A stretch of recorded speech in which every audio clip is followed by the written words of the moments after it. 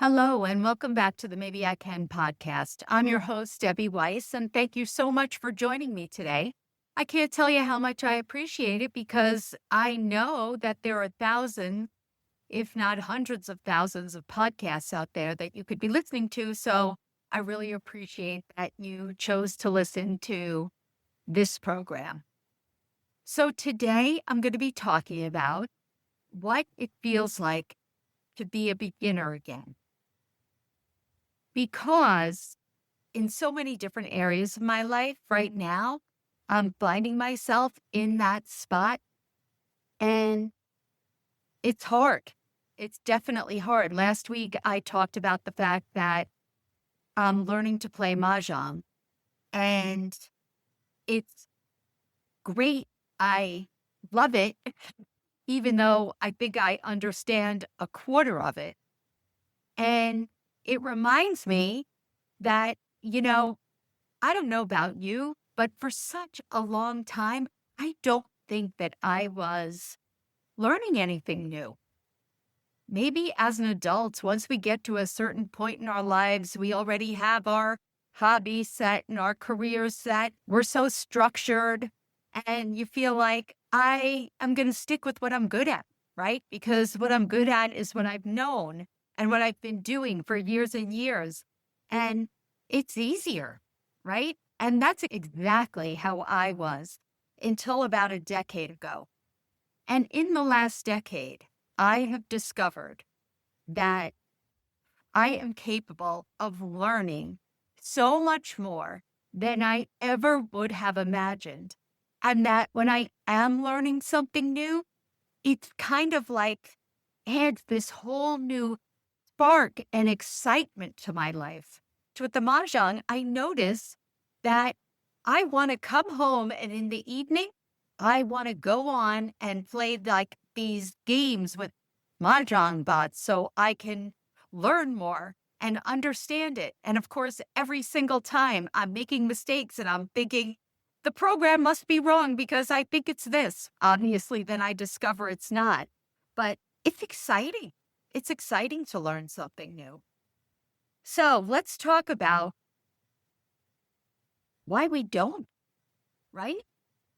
Because when you start something new, it feels very uncomfortable, right? Especially when we feel that we are experts, authorities in different areas of our lives. And that feels good, right? It feels good to have people come to you and ask questions and that kind of regardless of what comes up, whether it's in your career or a hobby, that you're able to figure it out and you're not really stressed over it because you've been doing this and you're good at it.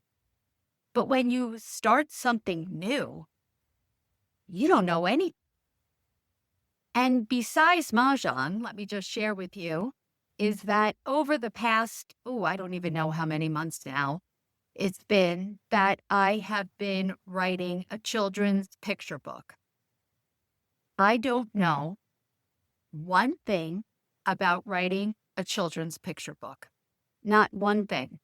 One, if you've listened to me, even though I've written several books, I am not a writer by trade. If you read my books, you're probably like, if you're an English major, you're saying, look at this run-on sentence, or look at how she's not using the adjective or the adverb correctly. Yeah, that's not me. I just want to communicate with you either through my speaking or my writing. It sounds exactly the same. The other thing is, and this is the imposter syndrome part, that I tell myself is how or what makes me qualified to write a children's picture book. I'm not a teacher, a preschool teacher, or an early education teacher. I'm not a therapist. I am no longer the parent to that age child. It feels like quite some time ago, so I really feel out of touch. I have no idea if I'm good at it. I don't really know the steps that I should be taking. And then once I write it, then what? And this is what it feels like to be a beginner. You feel unsure. You're progress feels really slow. I feel like I get to a spot and I think, okay, that's good. And then I either read it out loud or I read it to a kid and they think, oh, that's too long or that's boring. And it's like back to the drawing board. You're questioning yourself. What am I even doing this for? You tell yourself these things like, I'll never be able to do this. We're so used to the knowing, the feeling competent. We're used to being good at things. And we're exposing, it's not an inability. We're just new to it. But we often put so much meaning onto that process of being a beginner. Boy, think about when you were a kid, right? You're excited to try new things. I couldn't wait to ride my bike without the training wheels, even though I was so afraid, or learning how to jump rope. I couldn't wait to learn those things. And I was excited. I remember, let's just say jacks. I remember when I first learned how to play, I would spend hours by myself throwing that ball up and picking up the number of jacks.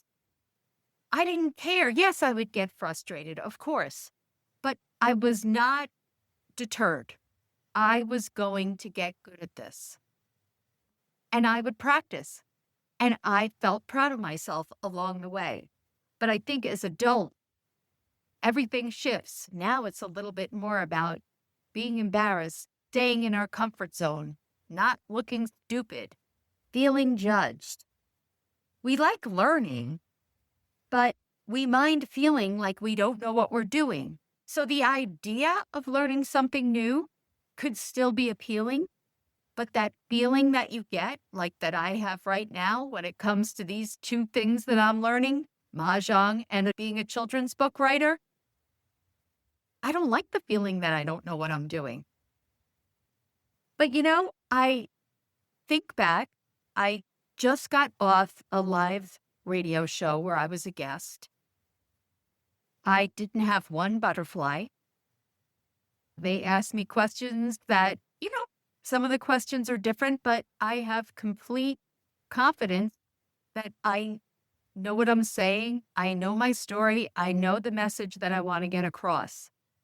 Now, I can tell you that I think I'm not sure if it was 2020 or 2021, the first time that I was ever on any kind of either podcast, but I'm thinking this was like a Facebook Live. And I think that's kind of where like social media lives, were becoming a thing. And I was so scared. It was like I was looking at that date on my calendar with dread, like, how am I going to do this? And this is going to be so embarrassing. What are they going to ask me? I can't believe he's not giving me the questions ahead of time. Where do I look? Am I going to have that cotton mouth? Am I going to not know the answers? Oh my goodness. I was so scared. I got all it up in my head because why? It was new to me. I had never done it before and it was scary. And, maybe I flubbed an answer or two and that's okay. We're human. And I realized afterwards, okay, I did it. And then I was kind of excited to try it again, see how it went the next time and the next time and the next time. I don't know how many, I haven't really kept track. I must have now been, at this point, a guest on at least 100 different podcasts or live shows. And like I said, not even a flicker of nerves or anything. Because after doing it 100 times, I'm confident. I know what I'm doing. Now, if you want me to sit down and read my book out loud to a group of kids, or scarier yet, to publishers or literary agents, forget it. Just thinking about it makes my mouth become completely dry. I think when we're learning something new, especially as adults, we tell ourselves these stories. So many of the topics that I talk about are really all about the stories that we tell ourselves. Because with everything, every single thing that goes on in our lives, it's that little voice in our head that really affects the outcome. It affects whether we pursue it, whether we even try it, and how we view ourselves, where we think that we should be. And I think that is one of the stories that we tell ourselves when we're learning something new. Oh, I should be better than this. I should be so much further. This should feel easier. Oh, look at that woman who is just started writing a book. She already is publishing her children's book. How did she get so far ahead of me? I must not be good at this. We can talk ourselves in or out of anything. Why do we think that we should be better at something that we're just starting? That's wrong. We're at the beginning. We mistake being new for being wrong or doing something wrong, and that is so not the case. So, as I'm writing my book, there's a line that I'm working on that really stayed with me today as I was reading it out loud and also knowing what I wanted to talk to you about. And obviously, it's out of context from the book, but the lines are, she wanted to walk over. She just wasn't sure how. And then I thought, after I read that today, I thought to myself, that is exactly what it feels like. You want to do something, right? You want to maybe try something new. You're just not sure how to do it.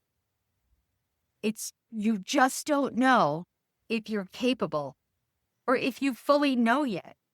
And that's the part of starting something new that's uncomfortable. You may not be writing a children's book. I mean, let's face it, chances are you're not. But I think most of us have an area in our lives where this is showing up. The other day, I was pulling out of my McDonald's, getting my first thing in the morning Diet Coke, and I saw a sign in the grass that said, piano or keyboard lessons for adult beginners. I can't tell you. Year after year, I say, this is what I'm going to learn this year. Because I took piano lessons in third grade. Mrs. Kazaza, I remember going to her house. She was also our music teacher. She was kind of strict. She scared me. And after about a year, I thought, I don't want to do this anymore, and I quit. And I never really played another musical instrument, I think. I know I started to play clarinet whatever grade you're in. I don't even know if they still do this anymore in school. My kids did. When you are allowed to learn a musical instrument, I learned clarinet. I remember having the reeds and all that came with it. And I did that, I think, for about a year. And that was the end of my musical career. But with these things, there's things I'm sure that you've wanted to try. Like me, with the piano, with the Mahjong, with the children's book. And let me go back to the piano. I said to myself, okay, yes, this is still something that I want to learn how to do. I don't have a piano in my house, but I can easily get a keyboard. I'm just not there yet because I'm already in the process of learning 2 new things. And right now, I'm good with that. But mark my word, and you'll hold me to it, the keyboard, learning to play the keyboard is next on my list. So maybe there's something you keep thinking about, but you just haven't started. Or something you've started, but you're just unsure about it. It doesn't necessarily feel exciting, although I think it feels exciting either way. It just feels unsure. So what do we do when we feel this way? When we feel unsure and we're not sure whether we want to continue, or we're not sure if we're even willing to start getting that uncomfortable feeling or phase of learning something new. Number 1, expect to be bad at it at first. We don't give ourselves permission to be bad at the beginning.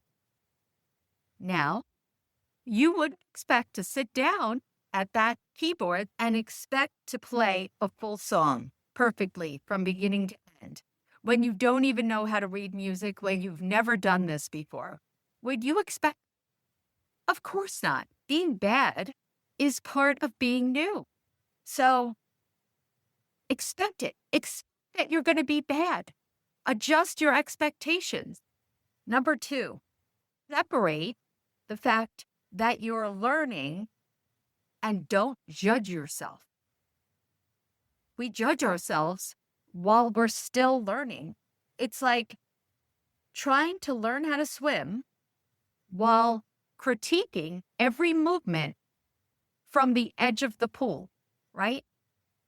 Jump in the water, you're so busy pointing out every single issue, problem, every single thing that you do wrong. When you're a beginner, it is not time for judging. It's time for learning. It's not a time to prove yourself. Whether you will think that you have to prove yourself to someone else, which you never do, or prove it to yourself. You're learning. This is not the time to judge yourself. Number 3, stay in it longer than is comfortable. This is something that really has been on my mind lately. Most people don't fail. They just leave too early. They give up. It's like pulling something out of the oven before it's done and deciding it didn't work. Why I'm using a cooking analogy since I don't cook, I don't know, but that does make sense to me. That would be something that I would do. I would pull it out of the oven 10 minutes beforehand and say, you see, I don't know how to cook. Because, again, if you don't know me, one of the things you'll learn very early on, I don't know how to cook. You didn't fail. You just didn't try long enough. You didn't stay with it. We've got to stay with some things. And you know what? Depending on what it is, sure. Some of us have a more natural affinity to some things than others, right? That's what it is about being human. That's what makes us all different. Maybe it's going to take you a little longer to learn how to play the piano versus play pickleball, right? Maybe you have more of the innate abilities that are required for pickleball than keyboard. That could be. Does that mean that you can't learn how to play the keyboard? Absolutely not. Don't give up too soon. You've got to stick with it.